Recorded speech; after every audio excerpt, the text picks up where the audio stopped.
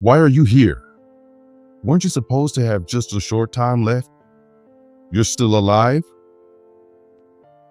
When my husband, who had enjoyed an overseas trip with his mistress, came home, he said to me at the first moment, "Yes, I'm very much alive. Now then, it's time for you to take responsibility for everything you've done." I'm Emily Johnson, 47 years old. I'm divorced and raising a child. Currently, I live with my son, Thomas. Thomas was born when I was 30 and is now a high schooler. He dreams of becoming a professional dancer and attends a dance school.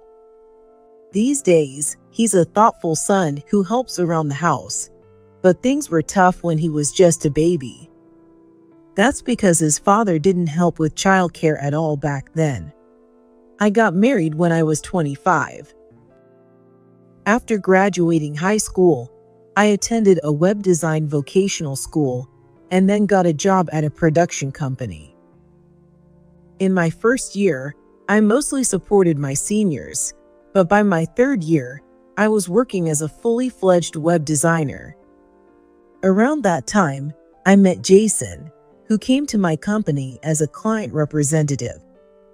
Jason, who was 28 and 3 years older than me, was a handsome guy who looked great in a suit. He worked in sales at a food company and was visiting to update their website to a modern design. Along with others from his team, Jason requested this from our company.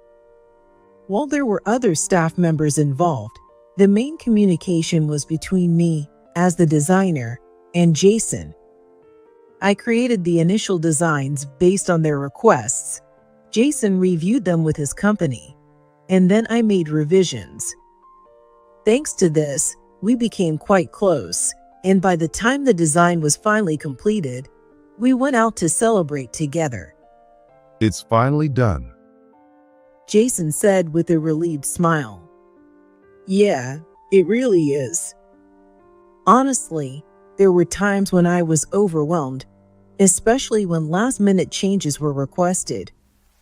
But because I worked with him, I was able to push through. Jason spoke as I thought this might be the last time we'd meet. Well, the project is finished. But would you like to keep meeting? What? I was surprised and looked up at him. Then, Jason was looking at me, his cheeks slightly flushed. Actually, I've been interested in you since the first time I saw you. I feel comfortable talking with you, and I was wondering if you'd like to go out with me? I was surprised by his unexpected confession, but I also wanted to continue the comfortable relationship we had. So, I accepted his feelings, and we started dating. A year later, we ended up getting married. Our new home was actually my parents' house. The truth is, my parents decided to retire and move to the countryside to enjoy a slower-paced life. Since their retirement coincided with my marriage, they handed over the house to us. 4 years later, I became pregnant. I experienced severe morning sickness and was extremely sensitive to smells in the early stages of my pregnancy, making it difficult to cook meals as I wanted.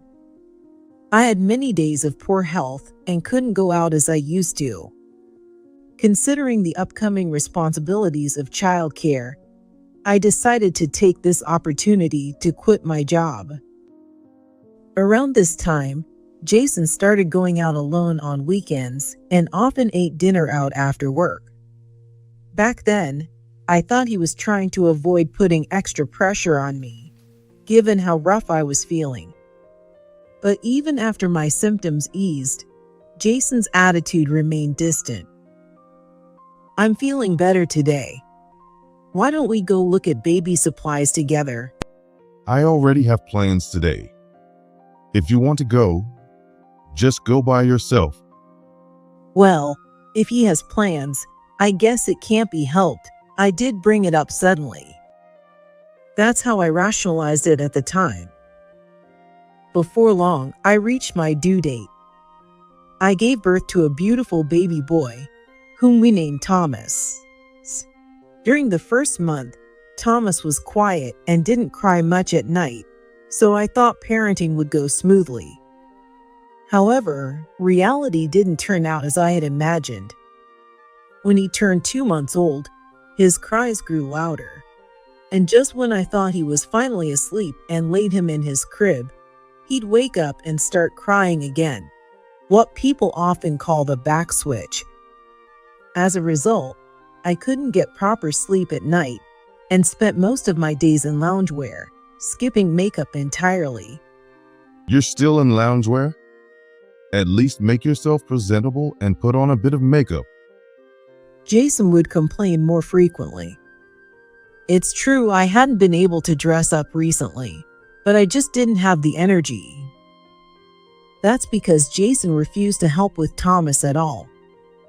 When I asked him to hold the baby, he'd say, "No, I'm scared."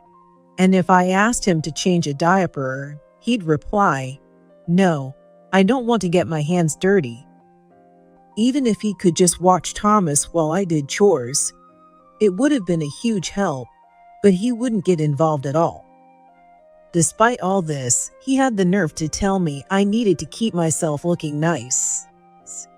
Whenever I talked back even a little, Jason would say things like this. You're just slacking off because you're a woman, right? Don't let yourself go just because you're married. Look at those moms who raise kids and still manage to look beautiful and cheerful all the time. That's the kind of mom I dreamed of having. It's true, there are plenty of moms who look great while raising kids. I often see people like that on social media, but ideals and reality are two different things. Everyone has their own circumstances. Even if you want to emulate someone, sometimes your physical or mental state just doesn't allow it. Jason kept saying things like that to me, and I started to believe I was a failure as a mother because I couldn't be one of those beautiful moms. Years went by, and I was worn out from housework and childcare. Thomas became a preschooler, and with his growth came new challenges different from when he was a baby. He was hyperactive, like an endless ball of energy, constantly running around. You might think having him in preschool would free up some time, but preschool finishes early in the afternoon. By the time I dropped him off in the morning, ran errands, came home, did the laundry, and prepped dinner, it was already time to pick him up. Weekends were even more hectic. From the moment he woke up, Thomas would beg me to play, leaving me no time to get any housework done. I wish Jason could spend time playing with Thomas on weekends, but he always went off on networking golf games or other activities, leaving early in the morning and coming back late at night. As a result, I was the one taking care of Thomas from morning to night. But I didn't know what Jason would say if I stayed in loungewear with no makeup. Besides, I couldn't take Thomas to the park dressed like that. So, I always put on minimal makeup and wore casual, comfortable clothes instead of loungewear. And yet, Jason still had something to say. Are you even Thomas's mom? Who knows what people will say about Thomas if a mom doesn't dress properly? You need to keep yourself looking nicer all the time. How am I supposed to do that? If I wore a skirt, I might not be able to catch Thomas when he's running around, and if I picked him up when he's covered in mud, my clothes would just get dirty. It's impossible to always look perfect. Jason, who knew nothing about parenting, kept imposing his ideals on me, but there was no way I could live up to them.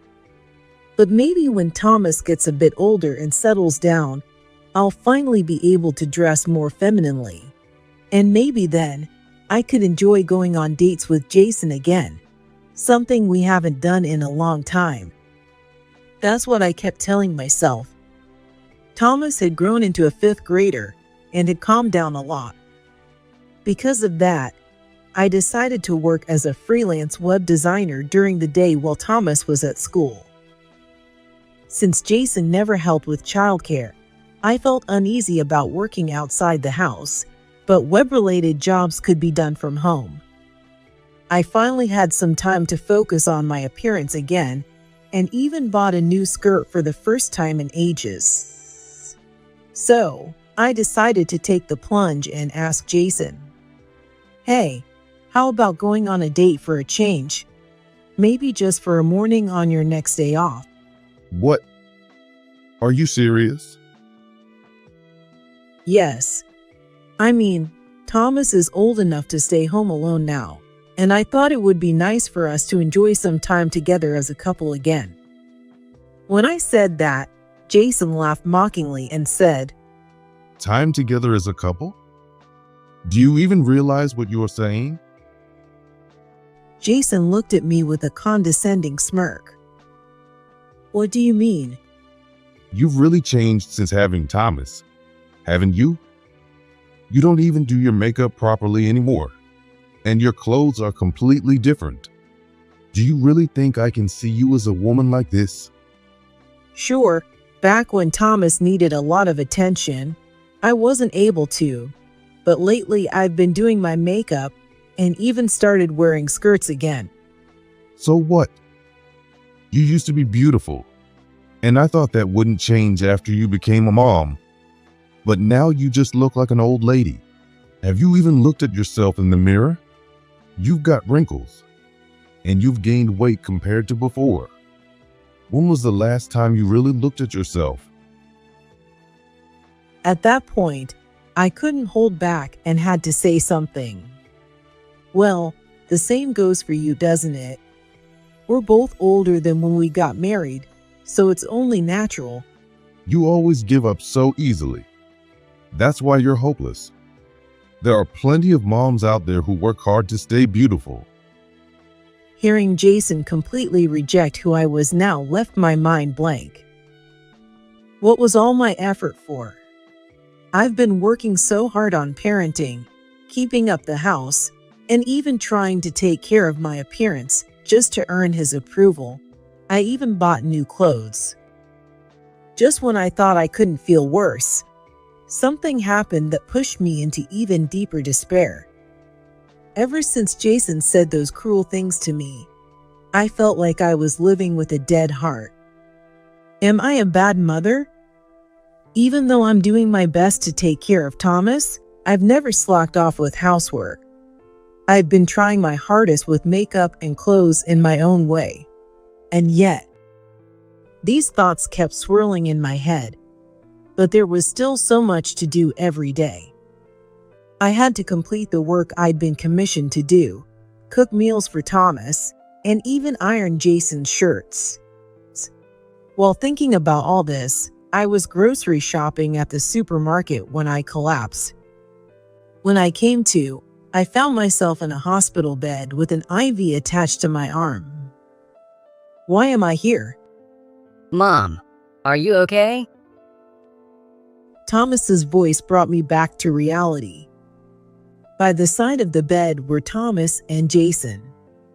Thomas looked like he was about to burst into tears, while Jason had a completely different expression on his face. So this is what the big deal was. I got called here from work by the hospital, but you look fine to me. I'm busy, you know. I was in the middle of an important meeting. If you're going to collapse, do it at home. It's probably just anemia or something, right? I'm going back to work. See ya. Jason said that and left the hospital room immediately. Collapse at home? That's way too cruel. As I sat in shock, I was called to the examination room, where the doctor explained the reason I collapsed. When I returned to the hospital room, Thomas was crying his eyes out. What's wrong? Are you hurt? But, Mom, you're going to die, aren't you? What? Dad said the doctor told him you only have a few weeks left. What? I couldn't make sense of it. but Jason was nowhere to be found. When I called him, this is what he explained. After leaving the hospital room, Jason realized he had forgotten to tell me to inform my company that my collapse had caused them trouble, so he returned to the room. When he returned to the room, he found only Thomas there and learned I was in the examination room. As he headed that way, he overheard the doctor speaking. So, you don't have much time left. That's a shock, isn't it? No wonder you were crying so much. And honestly, I'm shocked too. Shocked enough that I can't even think straight. So, I'm going to take some vacation days and go on an overseas trip for a bit. Wait, what are you talking about? I need to have a proper conversation with you. Jason's tone, for some reason, sounded oddly cheerful. It didn't sound like the voice of a man who had just learned his wife supposedly had only a short time left to live. And Jason's self-centered monologue didn't stop there. Oh, don't worry about me. Even if I don't make it back in time for your final moments, there's the insurance money, so things will work out. Just take it easy, okay? Well, take care. Oh, wait. I guess you're not exactly taking care, right? And don't bother waiting for me. Just move on peacefully. And with that, Jason hung up the phone. Insurance money. What is he even saying? But it became crystal clear at that moment. Jason didn't care about my life at all. If anything, he seemed happier at the thought of my life turning into money. There wasn't even a shred of love left between us.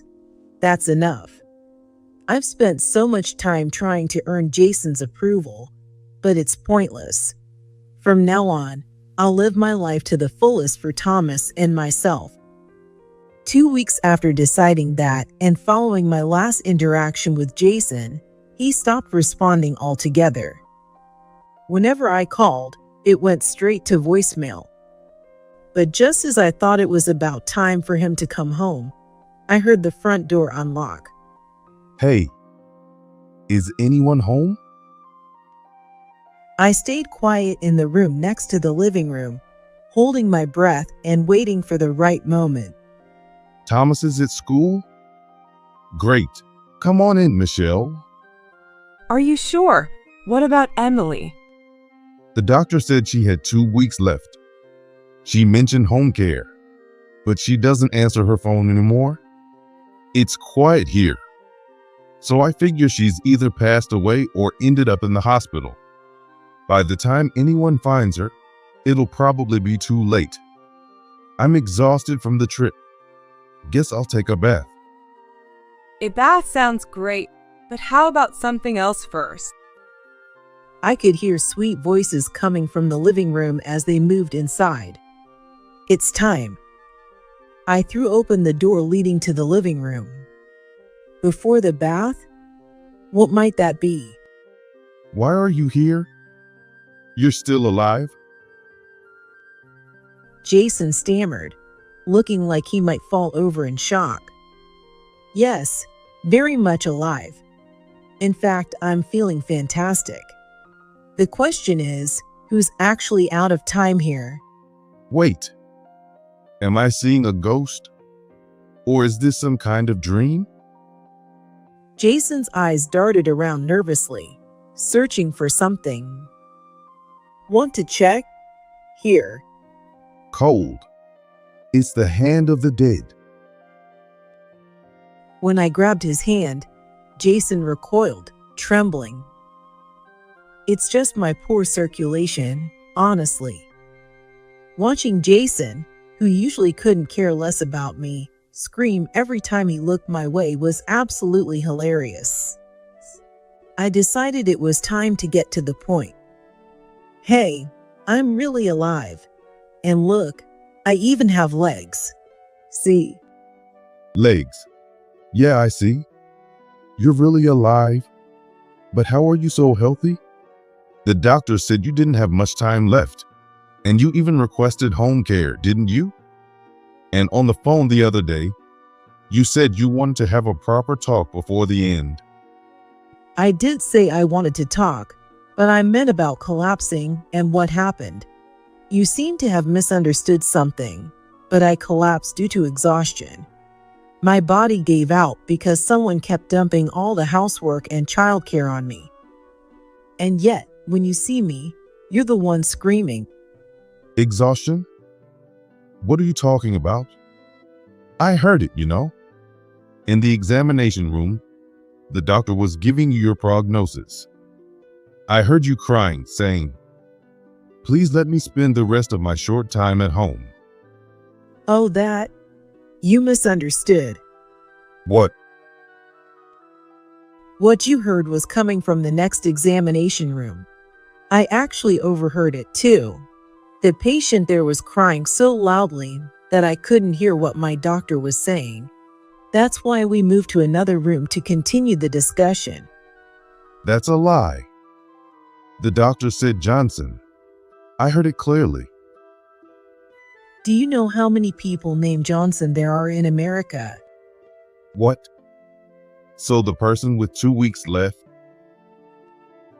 Was a complete stranger, I suppose.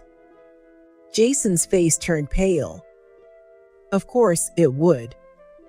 He thought that by the time he returned from his trip, all the trouble would be resolved, and he'd get the insurance money. Why didn't you tell me?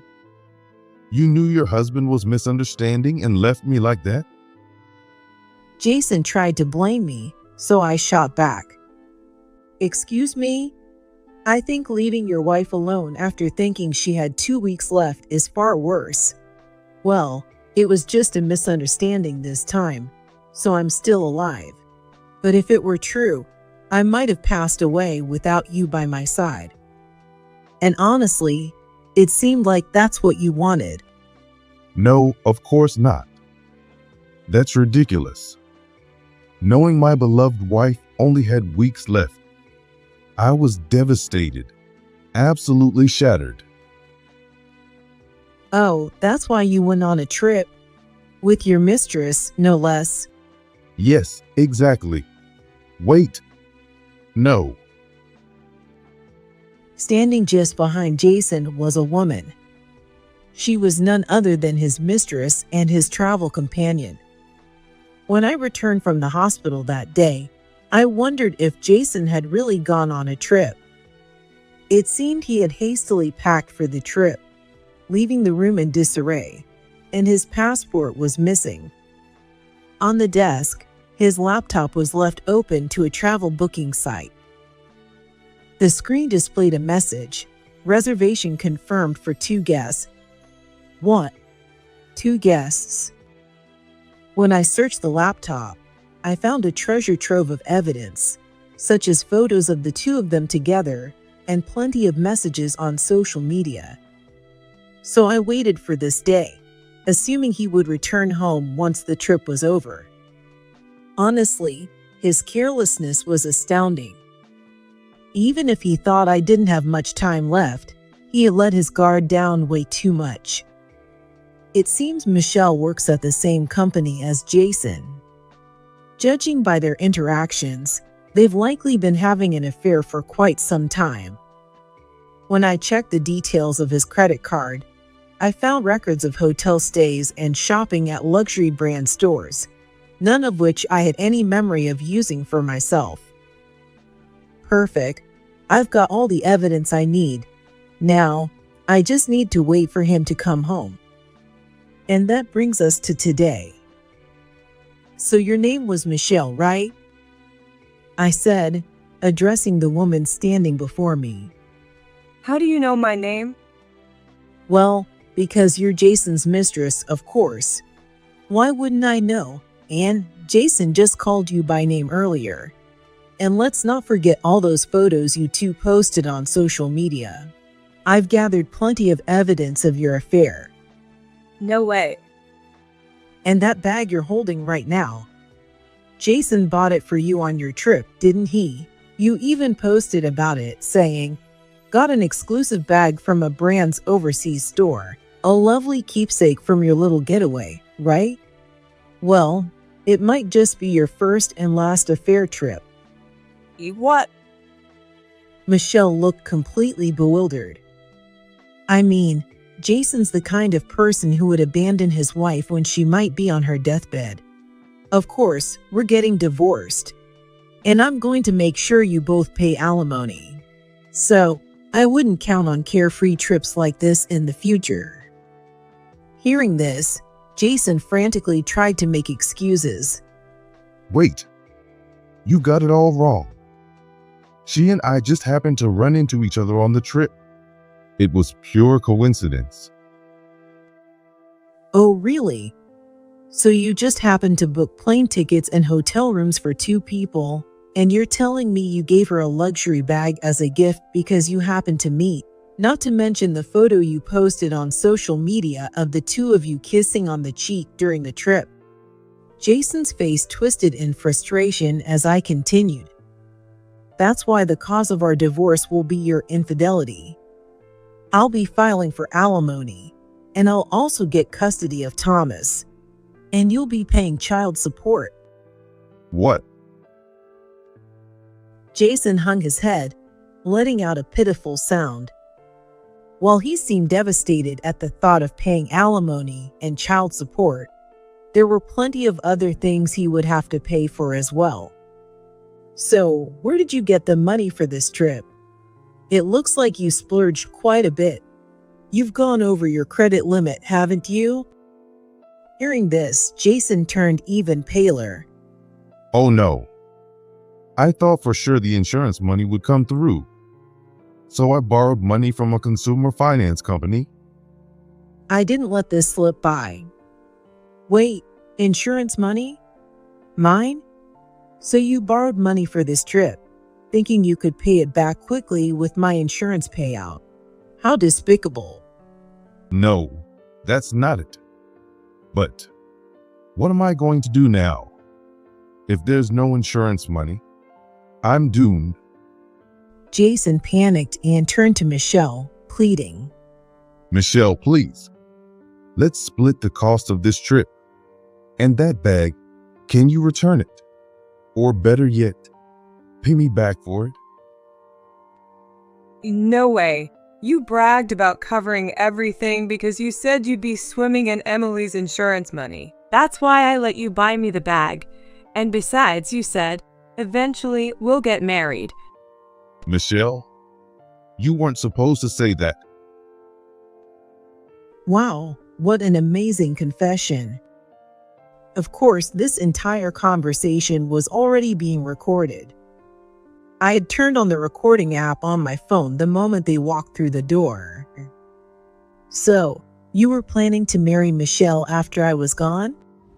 No, it's just a figure of speech. I mean, I was joking. There's no way I was serious. Jason desperately tried to cover it up, but Michelle's face changed. You even talked about meeting my parents. Were you lying to me? Michelle, calm down.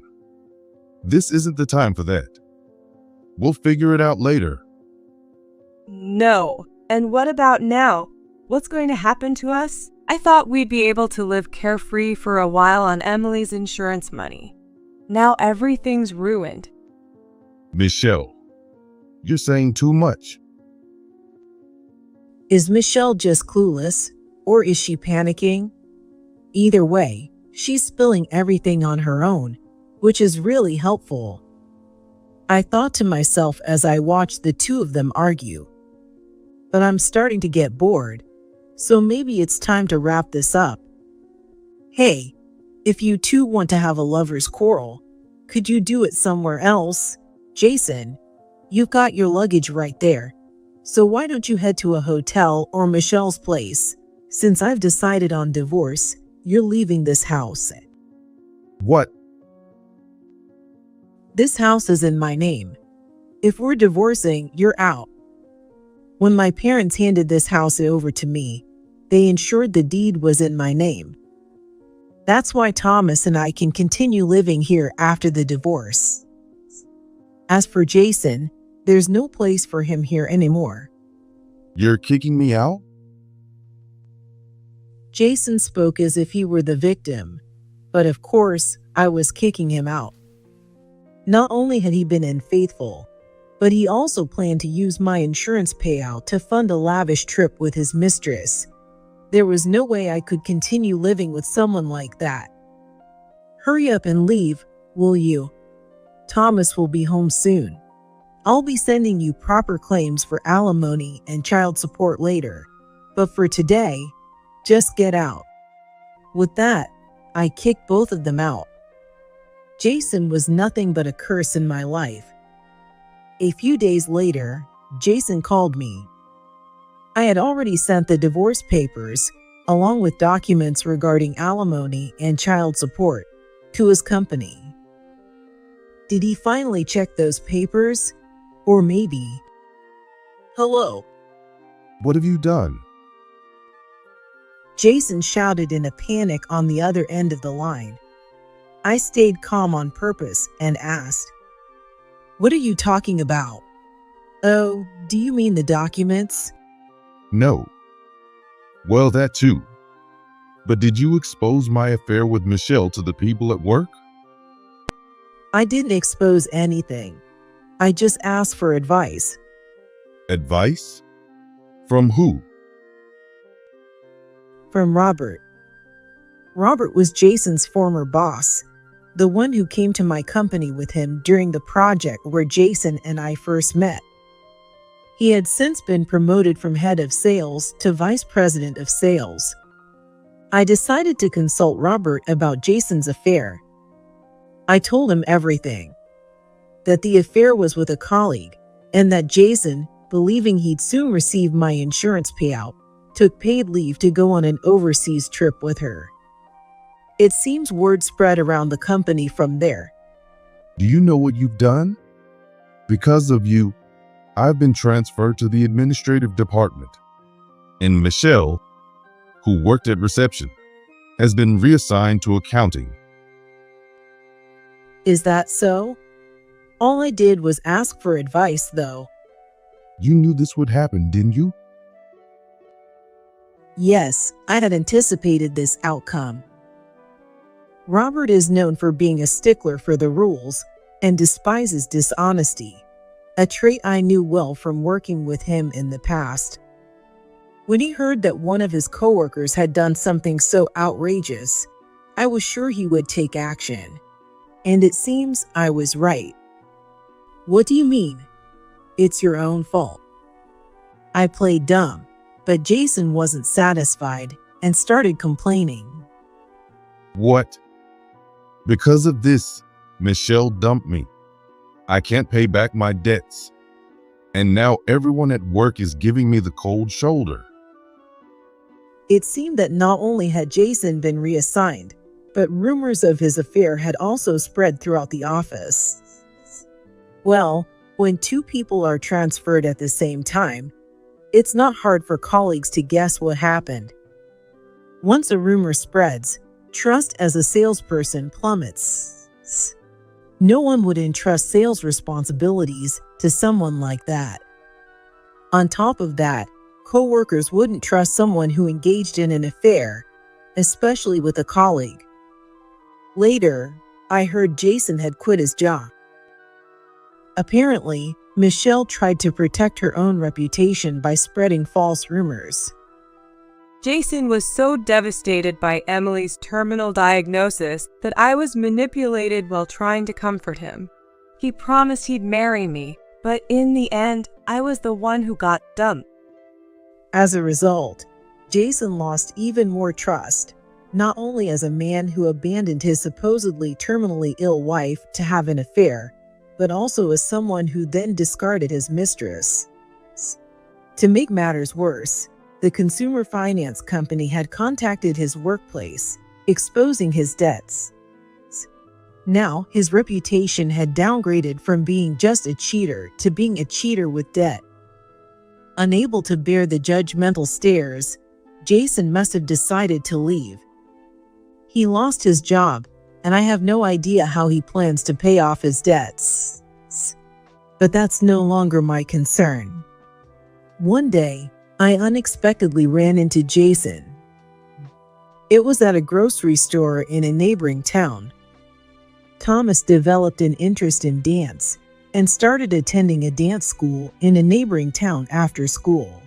One evening, while driving him there and back, it got late, so I decided to stop by a grocery store I don't usually visit to pick up some ready-made food.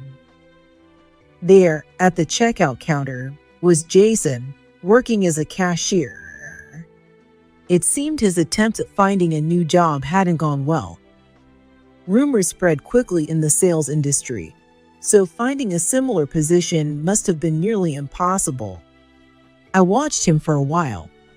Hey, you overcharged me. Did you think I wouldn't notice? There's a discount sticker, so apply it properly. Jason was being scolded by an older customer. A manager-looking person quickly came over to apologize alongside him. We're very sorry, ma'am. He's still new to the register. Please, show him some patience. I'm sorry. Jason, who had completely dismissed me as a failure of a mother, was now being scolded by a housewife and apologizing to her. Nothing could be more ironic. I tried to quietly leave without being noticed, but my eyes happened to meet Jason's. He froze on the spot, only to be scolded again by the woman, forcing him to apologize once more. Hey, if you're going to apologize, look me in the eye. Don't you even know how to do that as an adult? For Jason, being seen like this by me must have been the ultimate humiliation. As for me, my work as a web designer took off, and I've been earning steadily through remote work. With this, I can manage life with Thomas on my own without any issues. 7 years have passed since then, and life with just Thomas and me has become second nature.